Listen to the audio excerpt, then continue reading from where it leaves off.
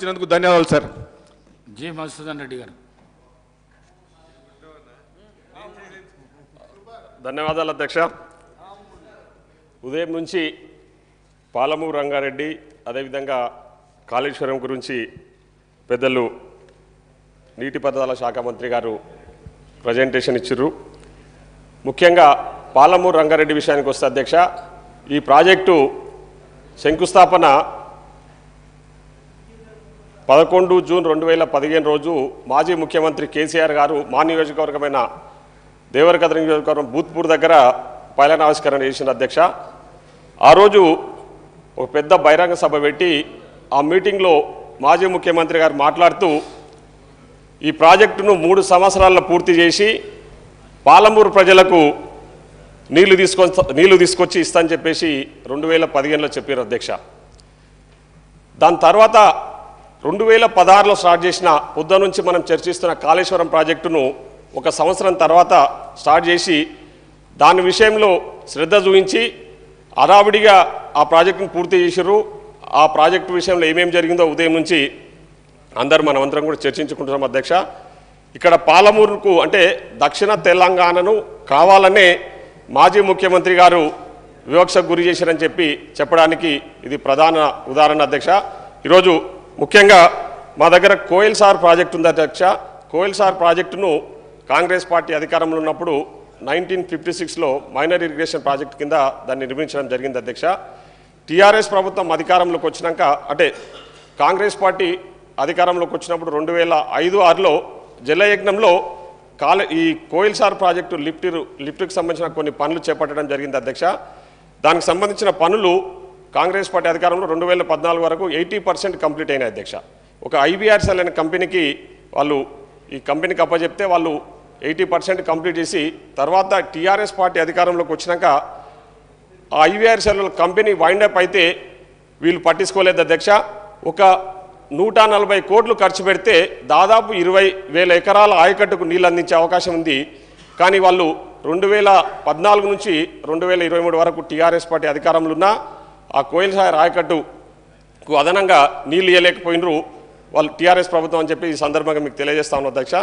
అదేవిధంగా మా దగ్గర ఒకటి సరళసాగర్ ప్రాజెక్టు పొద్దున పెద్దలు గౌరవ ఇరిగేషన్ శాఖ మంత్రి వారు కూడా ఈ సరళసాగర్ ప్రాజెక్టు గురించి మాట్లాడడం జరిగింది అధ్యక్ష. అది ఏసియాలోనే నెంబర్ 1 అంటే ఒక సైంటిఫిక్తో కట్టిన ప్రాజెక్ట్ అధ్యక్ష.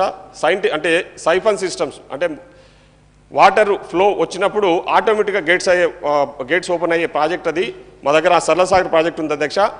అది చాలాసార్లు ఆ ప్రాజెక్టు కొట్టుకోక ముందు పేపర్లలో కూడా రాయడం జరిగింది అధ్యక్ష.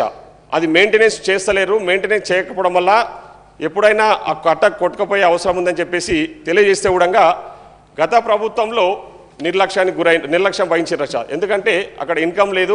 ఒకవేళ ఆ ప్రాజెక్ట్ కొట్టుకపోతే ఆ కట్టది అయిపోతే అక్కడున్న ఉష్కంతా కూడా దోపిడీ చేయొచ్చు అనే ఆలోచనతోనే అక్కడ ఉన్న స్థానికంగా ఉన్న మాజీ మంత్రివర్యులు నిరంజన్ రెడ్డి గారు కానీ మాజీ ఎమ్మెల్యే వెంకటేశ్వర రెడ్డి కానీ ప్లాన్ వేసి ఆ కట్ట కొట్టుకుపోయినాక దాన్ని కూడా పట్టించుకోకపోతే నేను చాలాసార్లు ప్రభుత్వం దృష్టికి తీసుకెళ్ళి ఆ కట్ట కట్టేయడం జరిగింది అధ్యక్ష.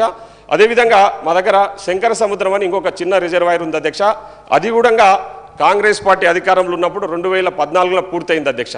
దానికి సంబంధించి ఒక రైట్ కెనాల్ శంకర సముద్రం కట్టిన కాడ ఒక చిన్న విలేజ్ ఉంది అధ్యక్ష, కానాయపల్లి అని. ఆ కానాయపల్లి దగ్గర R&R ప్యాకేజ్ అంటే ఒక 90 కోట్లతోన వాళ్లకు నష్టపరిహారం చెల్లిస్తే ఆ ఊరు ఖాళీ చేస్తే ఆ కెనాల్ నుంచి అంటే ఆ రిజర్వాయర్ నుంచి రైట్ కెనాల్ ద్వారా దాదాపు మాకు 11 విలేజ్లకు నీళ్ళు వచ్చే అవకాశం ఉంది అధ్యక్ష. అది కూడా గత ప్రభుత్వంలో గత పాలకులు దాన్ని పట్టించుకోలేదు అధ్యక్ష. ఇట్లా ప్రతి విషయంలో కూడా నిర్లక్ష్యానికి గురి చేసి మా ప్రాంతాన్ని పూర్తిగా ఈరోజు గొప్పలు చెప్పుకుంటా ఉన్నారు. పాలమూరుకు మేము సస్యశ్యామలం చేసినాం, పాలమూరుకు నీళ్ళు ఇచ్చినామని చెప్పి అధ్యక్ష. ఈరోజు పాలమూరుకు పారుతున్న ప్రతి ఎకరా కూడా కాంగ్రెస్ పార్టీ అధికారంలో ఉన్నప్పుడు కట్టిన ప్రాజెక్టులు జూరాల కానీ కోయిల్ సాగర్ కానీ సరళసాగర్ కానీ అదేవిధంగా భీమా ఫేజ్ 1 ఫేజ్ 2 కల్వకుర్తి లిఫ్ట్ ఈ ప్రాజెక్టుల ద్వారా వస్తున్న నీళ్ళ ద్వారానే మాకు నీళ్ళు వస్తున్నాయి తప్ప ఇప్పటి వరకు టీఆర్ఎస్ పార్టీ అధికారంలోకి వచ్చినాక 1 ఎకరా కూడా అదనంగా నీళ్ళు ఇవ్వలేదని చెప్పేసి ఈ సందర్భంగా మీ ద్వారా తెలియజేస్తా ఉన్న అధ్యక్ష. కాబట్టి మీ ద్వారా గౌరవ ముఖ్యమంత్రి గారికి గౌరవ ఇరిగేషన్ శాఖ మంత్రి కోరుతా ఉన్నది ఒకటే అధ్యక్ష, ఒక 140 కోట్లు ఖర్చు చేస్తే కోయిల్ సాగర్ ప్రాజెక్టు కింద ఇంకా ఒక అదనంగా ఒక 20,000 ఎకరాల ఆయకట్టుకు నీళ్ళు అందించే అవకాశం ఉందని చెప్పేసి ఆల్రెడీ నేను మంత్రి గారికి కూడా రిప్రజెంటేషన్ ఇవ్వడం జరిగింది. మీ ద్వారా మరొకసారి రిక్వెస్ట్ చేస్తా ఉన్నా అధ్యక్ష. ధన్యవాదాలు అధ్యక్ష. మందుల సామ్యాల్ గారు 2 నిమిషాలే.